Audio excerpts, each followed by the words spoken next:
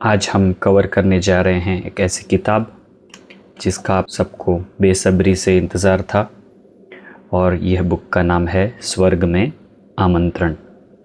इसका जो शुरुआत का भाग है वह हम कवर नहीं करेंगे क्योंकि उसमें ज़्यादातर चीज़ें लिखत की है। यहाँ पर हम चित्र देखेंगे। यह स्वर्ग का चित्र है और स्वर्ग का एक परिवार दिखाया हुआ है और इसकी जो विषय सूची है उसमें हम स्वर्णिम युग की जो यादें हैं और स्वर्णिम युग कैसा होगा उसका भाग हम कवर करेंगे। तो यहाँ पर से यह किताब शुरू होती है और यहाँ पर उसकी विषय सूची है। तो यहाँ पर जो सबसे पहला भाग है वह है सामान्य सूचना एवं भौगोलिक स्थिति और यहाँ पर बहुत सारे चित्र है इसमें, इसलिए आप सबको बहुत मज़ा आएगा, देखने में भी मज़ा आएगा और यह बुक भी काफ़ी इंटरेस्टिंग है। इसमें सतयुग के बारे में, स्वर्ग के बारे में कुछ कुछ बातें क्लियर की हुई है। तो यह कलरफुल किताब है। इसके पहले जो भी हम किताबें पढ़ रहे थे वो सब कलर वाली नहीं थी, ब्लैक एंड वाइट लिखत वाली किताबें थी। तो यह पहली किताब है जो हम कलरफुल पिक्चर्स वाली किताब पढ़ने वाले हैं। धरती पर स्वर्गिक काल दो युगों से निर्मित है, स्वर्णिम युग और रजत युग। उनमें से दोनों ही 1250 वर्षों तक चलते हैं। स्वर्णिम युग प्रथम शताब्दी के प्रथम मास की प्रथम तिथि को आरंभ होता है, जैसे 111, ठीक है, और 1250 वर्षों तक चलता है। रजत युग ठीक स्वर्णिम युग के बाद आरंभ होता है। स्वर्णिम युग के समय को परलोक का स्वर्गिक फल कहा जाता है। स्वर्णिम युग वह स्थान है जहां भौतिक व आंतरिक प्रसन्नता अर्थात बुद्धिवाद का आनंद, जहां बुद्धि व संबंधों की प्रसन्नता का सुख और अन्य प्रकार के सुख मौजूद हैं। तो जो पृथ्वी का भाग होगा वो ऐसा होगा और जो खंड है वह एक होगा खंड। जो विद्वान लोग हैं उन्होंने उसको पेंजिया कहा हुआ है, ठीक है, तो ऐसा वो दिखेगा। दूसरा चित्र देखते हैं। यहाँ पर सामान्य सूचना एवं भौगोलिक स्थिति में यहाँ पर कंटिन्यूएशन है। भौतिक संसार में पाई जाने वाली सबसे अच्छी वस्तुएं स्वर्णिम युग में शुद्धता व पूर्ण रूप में प्रस्तुत होंगी, जिस वजह से वे परम सुख को उपलब्धि कराएंगी। स्वर्णिम युग वह समय है जहां पीड़ा, झूठ, हिंसा व अन्याय नहीं होगा। स्वर्णिम युग में हर चीज़ नई तथा वहां रहने वाली आत्माएं भी नई होंगी। सभी लोग सदाचारी होंगे, पदार्थ पूरी तरह से शुद्ध होंगे, अतः वहां के रहने वालों का सौंदर्य नैसर्गिक होगा। वहां बीमारी नहीं होगी और हर कोई स्वास्थ्य एवं सुखी होगा। उस समय उस युग में बीमारियां नहीं होंगी। स्वर्णिम युग में घायल तक होना एकदम नामुमकिन होगा, ठीक है, इतना सेफ होगा वह वर्ल्ड कि कुछ भी हमको चोट भी नहीं आएगी। यहाँ पर एक चित्र देखेंगे स्वर्ग का। इसमें बहुत सारे चित्र आपने देखे होंगे, बहुत सारे हो सकता है कि नहीं भी देखे होंगे। तो इसमें यह बहुत सारे ऐसे स्वर्ग वाले चित्र भी आपको देखने को मिलेंगे। वापस वही चैप्टर है, सामान्य सूचना भौगोलिक स्थिति। यह वह दुनिया है जहां नैसर्गिक ढंग का राज्य होता है। सभी निवासियों द्वारा प्राकृतिक व्यवस्था बनाई रखी जाएगी। जीवन जीने का ढंग नेचुरल और सबके लिए अनिवार्य होगा। नेचुरल होगा एकदम जीवन, हाँ, उससे कोई तनाव नहीं होगा। उस समय धरती पर रहने वाले लोग बहुत सभ्य होंगे। इस प्रकार किसी भी नियम का अनुपालन सहज और आसान होगा। सब सभ्य होंगे एकदम, मैनर्ड, मैनर्स कहते हैं ना जैसे, तो वेल मैनर्ड होंगे सब। जहाँ हर प्रकार की प्रसन्नता और खुशी शुचिता पर आश्रित होगी। स्वर्णिम युग में केवल आत्मिक दृष्टि से विकसित सुखी लोग रह रहे होंगे। सिर्फ आत्मिक दृष्टि वाले लोग ही सतयुग में और स्वर्ग में प्रवेश कर पाएंगे। आइए हम विचार करें कि सुखी व संतुष्ट होने के लिए क्या आवश्यक है। मनुष्य को पूरी तरह से स्वस्थ रहना चाहिए और मौत का सामना करने से नहीं डरना चाहिए। मनुष्य को सभी प्रकार के संबंध में सफल होना चाहिए। मनुष्य को संपन्न व धनी होना चाहिए।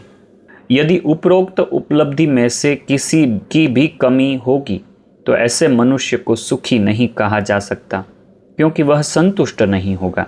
स्वर्णिम युग में सभी प्रकार की उपलब्धियां मौजूद होंगी, अतः वहां रहने वाली आत्माएं हर वस्तु से सदैव संतुष्ट होंगी। यहाँ पर और एक चित्र है, आप देख सकते हैं।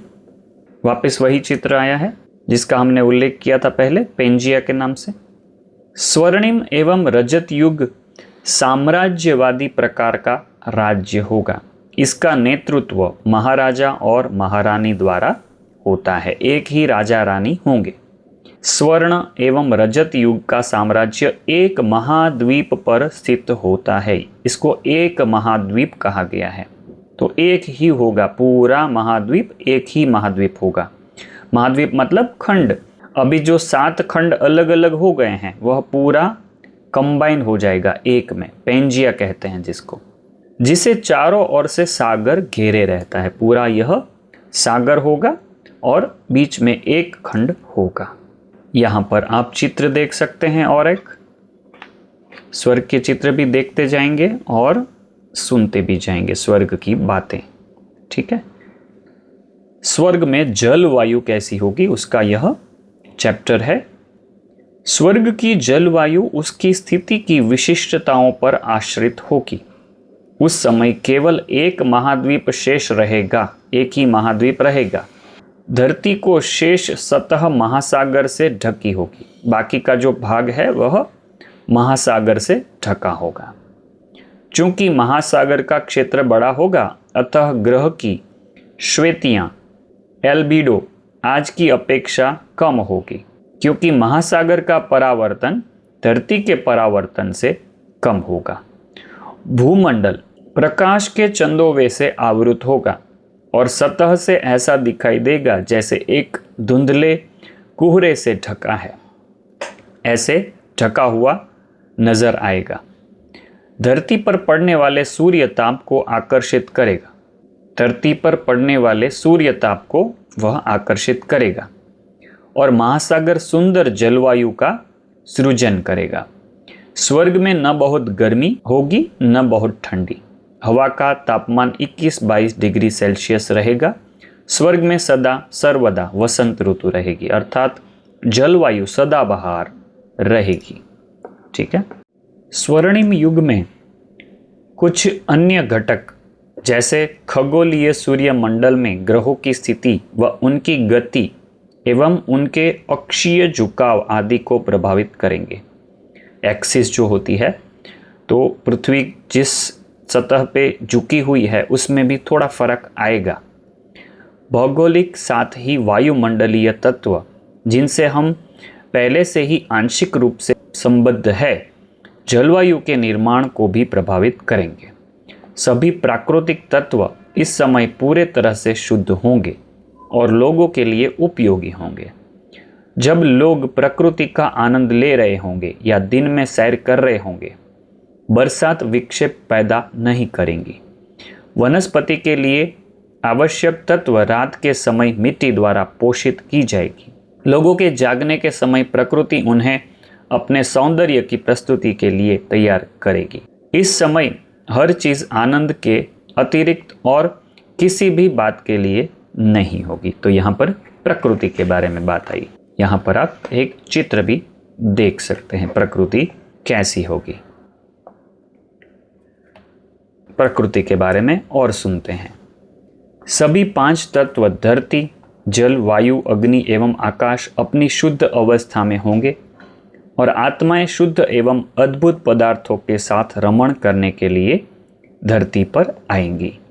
सूर्य हमेशा आकाश में चमकता रहेगा और बादल उसे नहीं ढकेंगे। सूर्य जलाने वाली गर्मी नहीं देगा, उसकी ऊष्मा आपको दुलराएगी और सभी लोग खुश होंगे। धरती स्वर्णिम युग में इतनी अधिक उपजाऊ होगी, वहाँ उगने वाले भिन्न भिन्न प्रकार के वृक्ष एवं पौधों को छोटे से छोटे आवश्यक तत्व उनके विकास के लिए उपलब्ध होंगे। स्वर्ग के सभी पौधे पूरे वर्ष फल देंगे। फल शुद्ध रस से भरे होंगे और उन्हें थोड़ा दबाने मात्र से अपेक्षित रस प्राप्त किया जा सकता है। यहाँ पर बगीचा जैसा चित्र बताया है। आगे प्रकृति के बारे में सुनेंगे। खाने और उनका रस पान करने के लिए अनेक प्रकार के फल होंगे। तुम ठीक उस प्रकार के फल पा सकोगे जैसा तुम चाहोगे। इन कुदरती फलों में विभिन्न प्रकार के स्वाद होंगे। शक्कर के बजाय शक्कर के फल होंगे। किसी भी प्रकार का स्वाद कुदरती फलों से तैयार किया जा सकेगा। स्वर्ग में पर्वत बहुत ढलुआ नहीं होंगे और उनकी आकृतियां सुंदर होगी। जो पहाड़ होंगे वह भी अलग अलग आकृति के होंगे। कोई फूल के रूप में, कोई पक्षी के आकार का ऐसा होगा पर्वत भी। स्वर्णिम युग की धरती पर शुद्ध एवं पारदर्शी जल वाली नदियां बह रही होंगी। ये नदियां न तो कभी सूखेगी न उनमें बाढ़ आएगी। वे हरी घास और झूलों से लदे चारागाह के बीच रहेगी और हर फूल उनमें अपनी गंध भरेगा और पानी मादक सुगंधों से ओतप्रोत होगा। शानदार झरने उछलते हुए छपाकों के साथ आंखों को आनंद प्रदान करेंगे। यहाँ पर प्रकृति का चित्र बताया हुआ है। आगे भी प्रकृति का सुनेंगे। सभी जगह छोटी जल वाली नदियां नाले होंगे और उनकी सतहें रंग बेरंगी कीमती पत्थरों से जड़ी हुई होगी। यहाँ पर ऐसे जड़ी हुई होगी। स्वर्णिम युग में हवा इतनी ताजी और शुद्ध होगी कि उसमें सांस लेना बड़े खुशबूदार आनंद की बात होगी। सुंदर फूलों व रसदार फलों की अनेक प्रकार की सुगंधित वातावरण में चारों ओर फैलती रहेगी। हवा आपको स्वाभाविक ताजगी देगी और आपका दिल बहलाएगी। हवा बहेगी, वृक्ष झूमेंगे और उनके साथ उनकी शाखाएं भी। झूमते हुए पेड़ों की सरसराहट ऐसी ध्वनि देगी जो कानों को प्रिय लगने वाली होगी। पक्षियों के स्वर अनेक प्रकार के वाद्य यंत्रों जैसी आवाजें पैदा करेंगे। अलग अलग इंस्ट्रूमेंट बजते हैं, वैसी आवाजें पक्षियां करेंगे। पक्षियों के झुंड अपने सौंदर्य से आंखों को नयनाभिराम दृश्य प्रस्तुत करेंगे। वह भी कुछ न कुछ खेल करके हमारा मनोरंजन करेंगे। पक्षियों को भी ऐसा सब खेल करना आएगा। अलग अलग आवाज़ निकालेंगे, अलग अलग नाच प्रस्तुत करेंगे, कुछ न कुछ एक्शन करेंगे। पंछी वृंद अपने सुंदर गायन, विभिन्न प्रकार की क्रीड़ाओं व खेल कूद से सबका मन बहलाएंगे। जिनका भी नाम लेंगे वे आपके सन्मुख उपस्थित हो जाएंगे। आकाश में रंग बेरंगी पक्षियों का झुंड सुंदर दिखाई देगा। हवा व आकाश एक विश्वसनीय आवरण की रचना करेंगे और उस समय धरती एक हल्की रजाई से ओढ़ी हुई सी दिखेगी। धरती के सभी प्रकाश उपकरण बिना किसी कठिनाई के काम करेंगे और वे स्वर्णिम युग के दृश्यों में होने वाले अलंकरण का काम करेंगे। अलंकार जैसे दिए हुए हैं ऐसे सब दृश्य निर्माण होंगे। दिन में सूर्य और आकाश शुद्ध दिखेगा। रात में चंद्रमा, सितारे और विभिन्न प्रकार के ग्रह दिखेंगे। स्वर्णिम युग के पशु भव्य और शानदार होंगे। जब भी आप चाहेंगे उन्हें देख सकेंगे। यहाँ पर अलग अलग प्रकार के पक्षी दिखाए हैं और प्रकृति दिखाई हुई है। स्वर्णिम युग में न केवल मनुष्य बल्कि पशु भी शाकाहारी होंगे। ठीक ठीक कहें तो लोग इस समय के बारे में ही यह मुहावरा कहते थे, जहाँ शेर और मेमना एक साथ एक घाट पर पानी पीते हैं। पशु आपस में एक दूसरे को नुकसान नहीं पहुंचाते हैं। हर कोई स्वर्ण युग में प्रकृति का, शांत जीवन का व खुशियों का भरपूर आनंद लेते हैं। कोई भी पशु आपकी मर्जी के अनुसार आपके लिए खुशी खुशी विभिन्न खेलकूद व मनोरंजन दृश्य प्रस्तुत करेंगे। वन्य जीव सभी का बड़े आनंद से मनोरंजन करेंगे। वहाँ सभी प्रकार के कीमती पत्थर उपलब्ध होंगे। हीरे, पन्ने, नीलम, माणिक न केवल चारों ओर बिखरे होंगे किंतु वन्य जीवन को चमकाएंगे और उसको सुंदर बनाएंगे। रेत स्वर्ण कणों व पारदर्शी अभ्रक से निर्मित होगी। रेत सूर्य के प्रकाश में चमकेगी। इतना सोना उपलब्ध होगा कि उसे मकान बनाने के सामान की तरह उपयोग में लाया जाएगा। यहाँ पर और एक चित्र आप सामने देख सकते हैं। यहाँ पर पूरा पेज एक चित्र से दिखाया हुआ है। पहाड़ भी जैसे सोने के पहाड़ जैसे दिखेंगे। यहाँ पर पैलेस पर भी बड़ा हीरा लगाया हुआ है। सब चीज़ों में भी हीरे जैसी चमक होगी। सोने हीरे से जड़े हुए होंगे। ताज तख्त भी सोने हीरे से जड़े हुए दिख रहे हैं। भाषा, पिछला चैप्टर प्रकृति था, अभी है भाषा। कैसे बातचीत क्या होगी। सभी देवी देवता एक ही भाषा बोलते हैं। वहाँ किसी अनुवादकों की आवश्यकता नहीं होगी। यहाँ पर ट्रांसलेटर रखने पड़ते हैं। स्वर्णिम युग की भाषा बहुत सुंदर एवं यथार्थ के निकट होती है। हर शब्द का एक ही अर्थ होता है, इसलिए शब्दों के पैमाने बड़े साफ होते हैं। देवताओं की भाषा में आज के मुकाबले शब्द भी बहुत थोड़े होते हैं, क्योंकि उस समय अनावश्यक चर्चा व बातें नहीं हुआ करती। फालतू की बातें कुछ भी नहीं करेंगे, इसलिए उसके अनुसार जो शब्द चाहिए होते हैं वह ज़रूरत ही नहीं है बोलने की। स्वर्णिम युग के लोगों के लिए बीमारियों से संबंधित चिकित्सक शब्दावली नहीं होगी। डॉक्टर की भाषा में जो जो बातें आती है आजकल, वह सब बातें होगी ही नहीं, तो उसके ज़रूरती शब्द भी नहीं होंगे।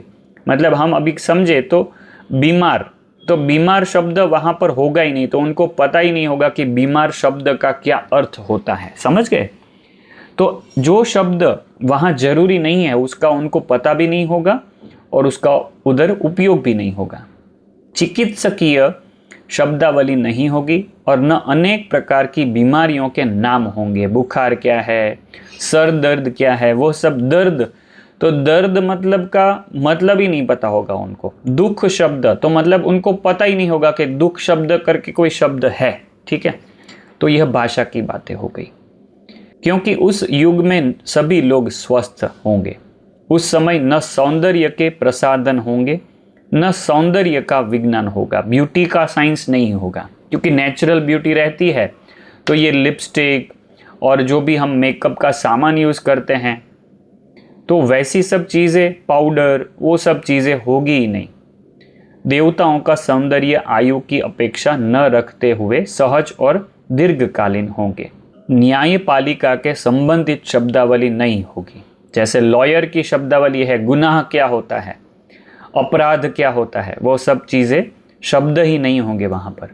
न्यायपालिका के संबंधित शब्दावली नहीं होगी, क्योंकि किसी प्रकार के अपराध नहीं होंगे। तो मतलब अपराध शब्द भी नहीं होगा, गुनाह शब्द नहीं होगा, सजा शब्द नहीं होगा। तो ऐसे बहुत सारे, तो आप भी विचार सागर मंथन कर सकते हो, तो मज़ा आएगा। लिस्ट बनाना कि कौन से शब्द वहाँ पर बोले ही नहीं जाएंगे, पता भी नहीं होगा कि क्या शब्द है। आगे सुनते हैं भाषा के बारे में। न्याय शास्त्र से संबंध जैसे नोटरी, रजिस्ट्रार, वंशानुक्रम से हक प्राप्त करने वाले मामले, संपत्ति, वकील, सरकारी अभियोजन, न्यायाधीश, जेल आदि संबंधी शब्द नहीं होंगे। दुनिया पूरी तरह से सुरक्षित होगी और सुरक्षा व्यवस्था वाले चाबियां, अलार्म, पुलिस आदि शब्द नहीं सुनने में आएंगे। स्वर्णिम युग वह युग होगा जिसमें किसी प्रकार की हिंसा नहीं होती। वह हिंसा न शब्दों, न विचारों या कृत्यों में आएगी। अतः हथियारों के उत्पादन या युद्ध से संबंधित शब्द सुनने में नहीं आएंगे। युद्ध शब्द क्या होता है, हिंसा क्या होती है, हिंसा मतलब शब्द हिंसा क्या होता है, हथियार मतलब क्या होता है, वो भी सब पता नहीं रहेगा। खाद या बीज की किस्मों आदि से संबंधित कोई बात नहीं होगी। खाद नहीं डालनी पड़ेगी, उधर की ज़मीन ही इतनी फलद्रुप होगी कि खाद नहीं डालनी पड़ेगी। वहाँ पौधे प्राकृतिक रूप में स्वयं में पूर्ण होंगे। पशुओं की नस्ल, उनके संकरण, उनके सुधार संबंधित शब्द नहीं होंगे। स्वर्णिम युग में हर प्रजाति उच्च कक्षा की होगी।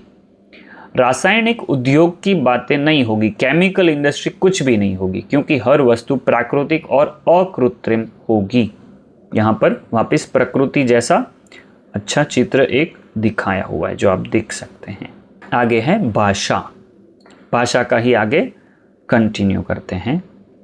वहाँ जूते, गैस, धातु विज्ञान, लकड़ी, ग्लास, छपाई, जानवरों की खाल, मांस, मछली आदि उद्योगों से संबंध शब्द नहीं होंगे।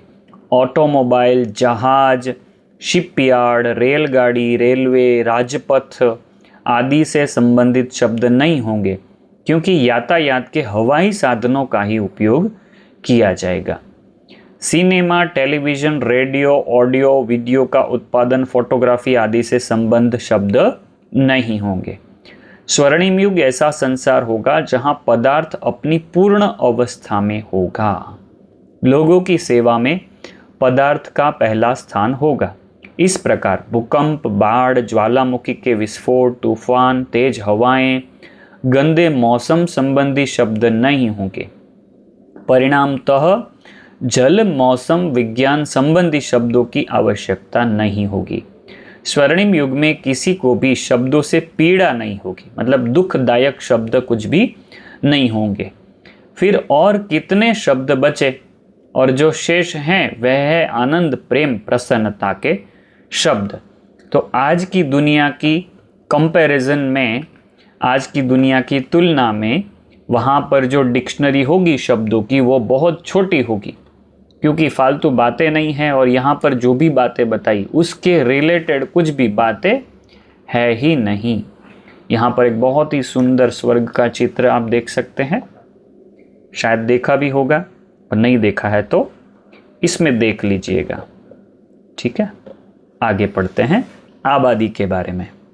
यहाँ पर पहले चित्र देख लीजिए और फिर आबादी के बारे में सुनते हैं।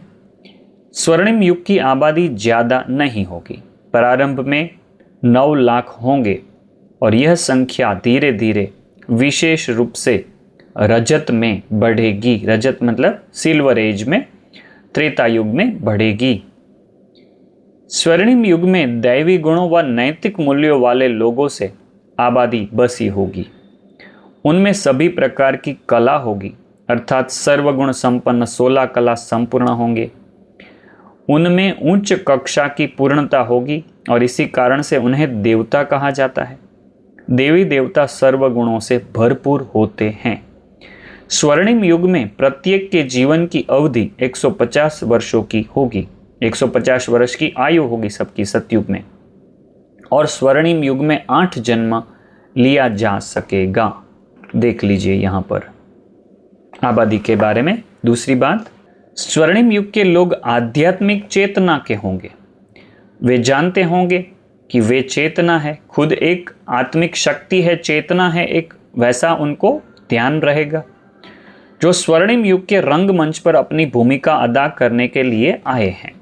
इस समय जो चेतनाएं संसार में रह रही होंगी वे 100% शुद्ध व शक्ति से भरी हुई होंगी।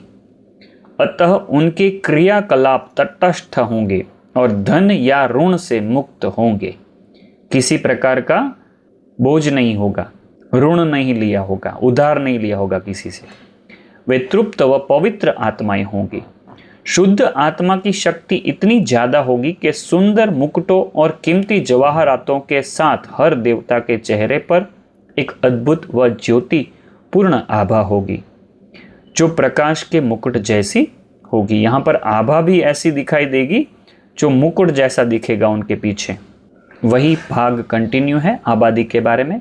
स्वर्णिम युग में मृत्यु जैसी कोई अवधारणा नहीं होगी। मृत्यु शब्द ही नहीं होगा, मृत्यु जैसी कोई अवधारणा नहीं होगी। जब शरीर की आयु 150 वर्ष की पूरी हो जाती है तो आत्मा शरीर को छोड़ देती है और नया परिधान, नया शरीर प्राप्त करती है। उस समय के बारे में मिशेल दी नोस्ट्राडामस लिखता है कि शरीर के बिना भी आत्मा नष्ट नहीं होती। मृत्यु का दिन जन्म का दिन होता है, मृत्यु का दिन ही अगले जन्म का दिन।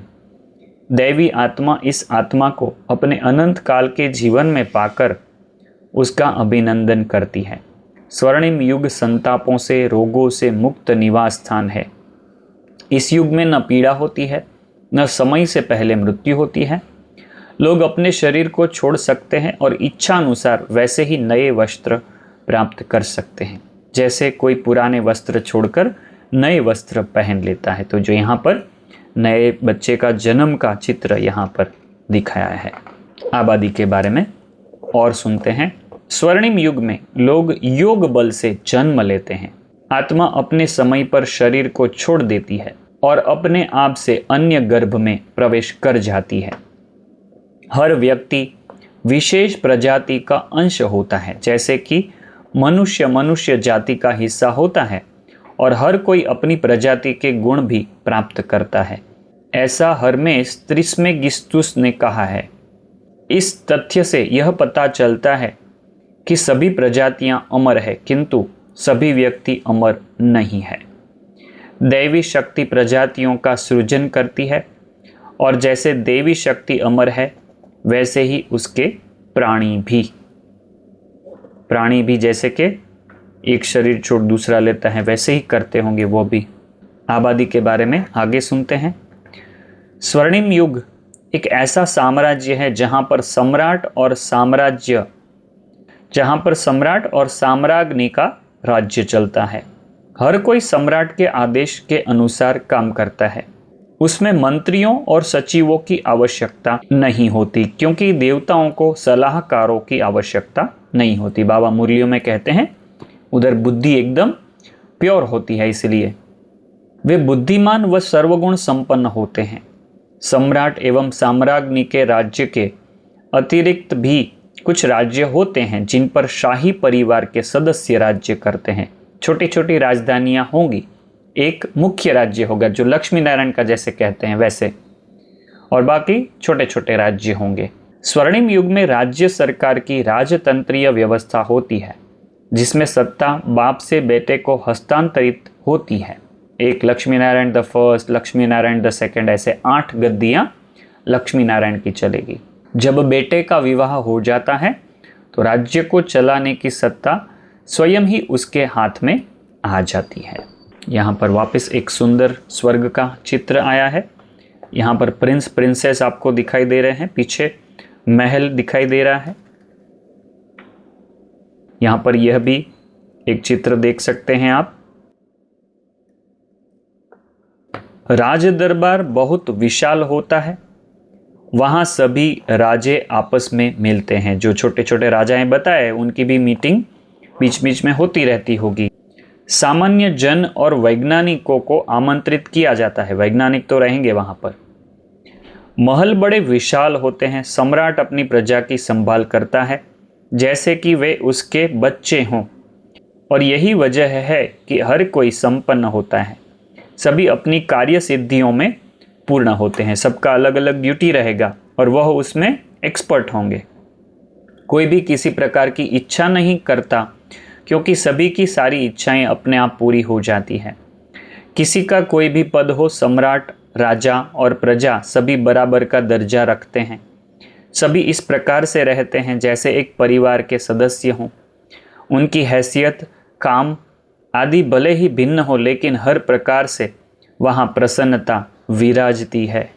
ठीक है, यहाँ पर वापस एक महल का और शाही परिवार का, प्रिंस प्रिंसेस का चित्र यहाँ पर दिखाया हुआ है। सरकार के बारे में आगे सुनते हैं। स्वर्णिम युग का राज्य एक खुशहाल परिवार जैसा है जो तमाम शान शौकतों से भरपूर है। शुरू में देवताओं का वंश वृक्ष बहुत छोटा होता है, परंतु धीरे धीरे वह और राज्य की आबादी दोनों बढ़ते जाते हैं। स्वर्णिम युग का अमरत्व और खुशियों की दुनिया है। यहाँ पर एक और स्वर्ग का चित्र आप देख सकते हैं। हर एक पेज में स्वर्ग के चित्र होंगे, देखते जाएंगे। यहाँ पर एक अलग से पूरे पेज में पूरा चित्र दिखाया हुआ है स्वर्ग का। फैमिली, जो राजाई फैमिली है वह भोजन ग्रहण कर रही है। पीछे महल दिख रहा है और प्रकृति के भी दृश्य दिख रहे हैं। 56 प्रकार के भोग हैं, सब ज़्यादातर फ्रूट्स ही हैं, सब्जियां भी नहीं दिख रही है। परिवार और जीवन। स्वर्ग में परिवार में 4 व्यक्ति ही होते हैं, माता, पिता और 2 बच्चे। स्वर्णिम युग में न कोई अविवाहित और न अकेला होगा, न कोई तलाकशुदा होगा। स्वर्णिम युग में शादियां बड़ी वैभवशाली होती है। देवताओं के लिए यह सबसे बड़ा और बहुत शानदार उत्सव होता है। स्वर्ग में शुद्ध पारिवारिक जीवन होता है। पति और पत्नी के बीच पूरी तौर से संबंध पवित्र होते हैं। हर चीज नियम व कायदे के अनुसार होती है। एक निश्चित आयु पूरे होने पर ही मनुष्य की शादी होती है। एक आध बार मुरली में आया था 40 या 50 साल के बाद शायद शादी होगी, ऐसे कुछ कहीं पर आया था। फिर जब दंपति अपना आधा जीवन जी चुके होते हैं तब उनका पहला बच्चा होता है, मतलब 70-75 साल के आसपास पहला बच्चा होगा। पहला बच्चा निश्चित ही लड़का होता है। 7-8 वर्ष के बाद लड़की का जन्म होता है। बच्चों का जन्म योग बल से होता है। यहाँ पर योग मुद्रा में दिखाया हुआ है, एक दूसरे को दृष्टि देते हुए, और ऐसे योग बल से संतान प्राप्ति होती है, गर्भ धारण होता है। जन्म योग बल से होता है। स्वर्णिम युग देवी देवताओं की धरती होती है जहाँ जन्म निष्पाप होता है। ठीक है, यहाँ तक इस पार्ट को ख़त्म करते हैं। इसका जो पेज नंबर 59 है वहाँ से दूसरा भाग शुरू करेंगे। और आपको यह बुक कैसी लग रही है कमेंट में ज़रूर बताइएगा, ताकि इसका दूसरा भाग भी हम आपके सामने ला सकें। तो यह जो बुक है वह चलेगी, यहाँ पर पेज नंबर दिखा देते हैं आपको, 86 नंबर के पेज तक बुक है। उसमें चित्र है होंगे बहुत सारे, और बहुत सारी लिखत भी आपको मिलेगी रजत युग के बारे में, कृषि के बारे में, और क्या क्या है, कृषि, गृह निर्माण विद्या उसके बारे में है, विज्ञान एवं अभियांत्रिक इंजीनियरिंग, साइंस एंड इंजीनियरिंग, कला के बारे में आएगा आगे कुछ। फिर शिक्षा के बारे में आएगा, एजुकेशन क्या क्या होगी। अव्यक्त मुरलियों में भी इसके बारे में बातें आई हुई है, परिवार और जीवन कैसा होगा। ठीक है, तो यहाँ पर हम परिवार और जीवन से वापस शुरू करेंगे, क्योंकि यह भाग आगे भी कंटिन्यू हो रहा है। ठीक है, तो यहाँ पर हम पेज नंबर 58 से हम कवर करेंगे। ठीक है, पेज नंबर 58 है ये वाला, यहाँ से हम दूसरा भाग शुरू करेंगे। ओम शांति। बुक कैसी लगी कमेंट करके ज़रूर बताइएगा। और यह बुक आप शायद पांडव भवन में जो यूनिवर्सल पीस हॉल है वहाँ से मैंने ख़रीदा था, मुझे पक्का याद नहीं है, मगर 99% तो वहीं से ख़रीदा हुआ था, तो वहाँ से आप शायद ले सकते हैं। 250 रुपये का यह बुक आया था, पूरा रंगीन चित्रों से भरा हुआ बुक है। ठीक है, तो अगर आपको नहीं भी ख़रीदनी है तो इस चैनल पर आपको पूरा सुनने को मिल जाएगा। ओम शांति। बुक कैसी लगी कमेंट करके हमें ज़रूर बताइएगा। ओम शांति।